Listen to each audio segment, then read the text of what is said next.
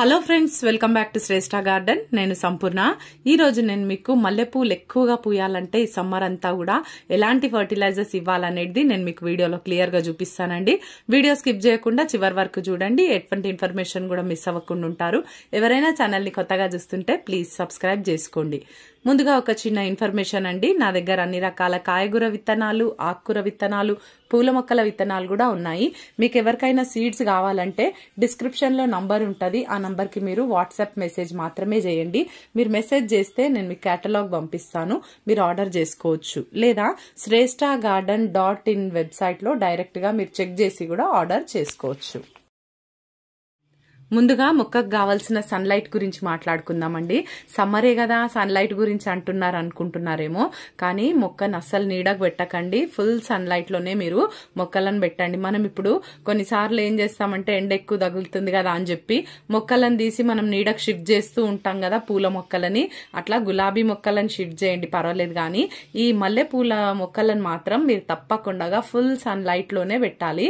మరి full day sunlight మొత్తం ఎంత ఉంటుందో అంత మరి ఆ మొక్కకు అవసరం. ఎంత సన్లైట్ పడితే అంత చక్కగా పువ్వులు పూస్తాయండి. వాటరింగ్ విషయానికి వస్తే మట్టిలో తేమ చూసుకుంటూ వాటరింగ్ చేయండి. అంటే ఈ ఎండాకాలంలో ఎక్కువ అంటే మన పాట్ సైజ్ చిన్నగా ఉంటే కనుక 2 సార్లు తప్పకుండా చేయాల్సి వస్తుంది. అదే పెద్ద పాట్లో ఉందనుకోండి, నాదైతే 20 లీటర్ బకెట్లో ఒకటి ఉంటుంది, 10 లీటర్ బకెట్లో ఉంటుంది, ఇంకా చిన్న పాట్స్ లో ఉంటాయి. అయితే చిన్న పాట్స్ కి అయితే 2 సార్లు చేయాలి, ఎందుకంటే మట్టి తొందరగా డ్రై అయిపోతుంది కదా. అదే పెద్ద మొక్కలకైతే వేర్లు కింద లోతు వరకు వెళ్తాయి, మట్టి కూడా అప్పుడే ఆరిపోదు. పైన డ్రై అయినా లోపలికి ఇంకా తడిగా ఉంటది కాబట్టి 1 టైం చేసినా కూడా సరిపోతుందండి పెద్ద మొక్కలకి. నెక్స్ట్ ఫర్టిలైజర్ విషయానికి వస్తే మల్లె మొక్కలు అయితే హెవీ ఫీడర్ ప్లాంట్స్ అండి. ఈ త్రూ అవుట్ సమ్మర్ అంతా కూడా చక్కగా పూలు పూయాలి మనకు కాబట్టి ప్రతి 10 రోజులకు ఒకసారి మీరు తప్పకుండా వెర్మి కంపోస్ట్ ఇవ్వండి మీ మొక్కకి. ఒకవేళ వెర్మి కంపోస్ట్ లేకపోతే కిచెన్ కంపోస్ట్ అయినా ఇవ్వచ్చు, లేదా పశువుల ఎరువు అయినా సరే మనము మొక్కకి ఇవ్వచ్చు. ప్రతి 10 రోజులకు ఒకసారి తప్పకుండా మట్టి లూజ్ చేసి మీరు తప్పకుండా ఆ కంపోస్ట్ అనేది ఇవ్వండి. దాంతో పాటు కొంచెం మస్టర్డ్ కేక్ కూడా ఇవ్వండి. అదేవిధంగా ఎప్సమ్ సాల్ట్ కూడా 10 days కి ఒకసారి మీ మొక్కకి ఇవ్వండి, 1 స్పూన్ చొప్పున. మీరు బోన్ మీల్ వచ్చి మీరు మంత్లీ వన్స్ ఇచ్చినా సరిపోతుందండి. మిగతా అంతా కూడా మనం లిక్విడ్ ఫర్టిలైజర్స్ ఇస్తూ ఉండాలండి మొక్కకి.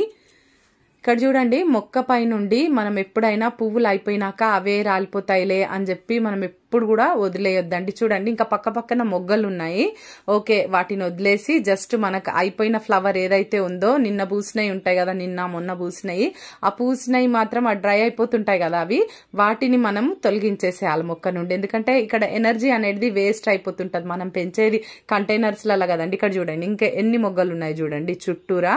ఒక్క పువ్వు మాత్రం పూసింది, అది వాడిపోయింది. దాన్ని మనం ఈ విధంగా తీసేస్తూ ఉండాలి ఎప్పటికప్పుడు. తీస్తేనే మరి ఆ ఎనర్జీ అనేది ఇంకా వేరే మొగ్గలకి డైవర్ట్ అయ్యి ఆ మొగ్గలు అనేటి స్ట్రాంగ్ గా పూయడానికి అవకాశం ఉంటది అన్నమాట. పువ్వులు మాత్రమే తీసేయడం కాదండి. ఇక్కడ చూడండి, ఈ కొమ్మకి ఇంకా ఏ మొగ్గలు కూడా లేవు, అన్ని అయిపోయినాయి. లాస్ట్ ఈ 3 పూలతో మొత్తం అయిపోయినాయి.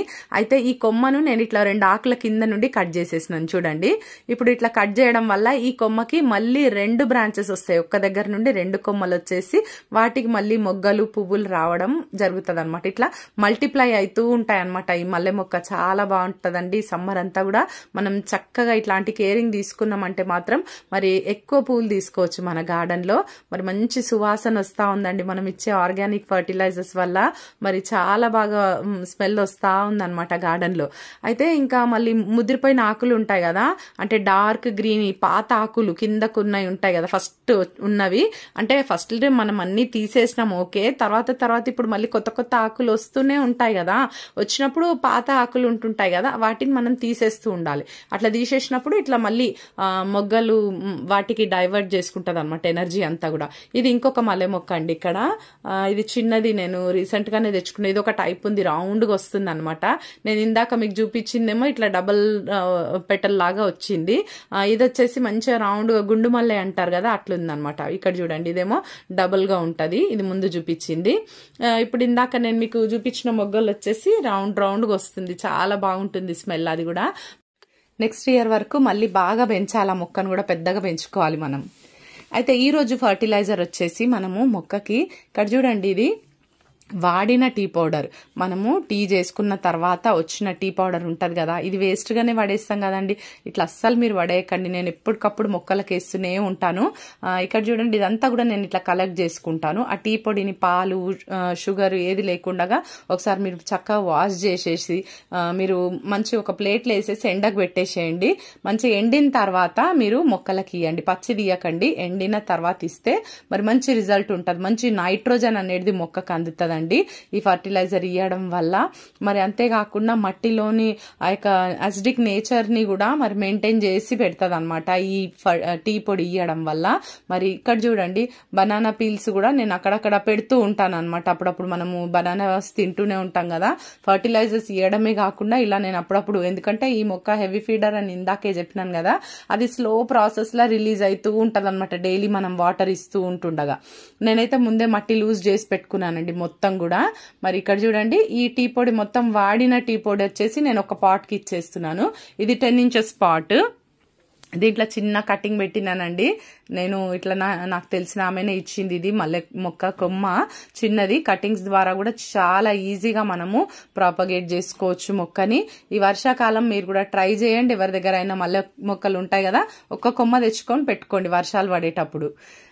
ఇప్పుడు నెక్స్ట్ ఇంకొక మొక్క ఉంది కదా, దానికి నేను ఇక్కడ ఫ్రెష్ టీ పౌడర్ ఇస్తున్నాను. చూడండి, ఒకవేళ మీరు వాడింది లేదు కదా మా దగ్గర, ఏం చేద్దాం అని అనుకుంటారేమో, వాళ్ళ కోసం నేను చెప్తున్నాను. ఇక్కడ ఫ్రెష్ టీ పౌడర్ ఇచ్చేటప్పుడు ఇక్కడ చూడండి, నేనైతే ఇది పెద్ద మొక్క అండి నాది, 20 liters బకెట్. 20 liters బకెట్ కి ఫుల్ స్పూన్, పెద్ద స్పూను, ఫుల్ స్పూన్లు 2 స్పూన్లు ఇస్తున్నా నేను.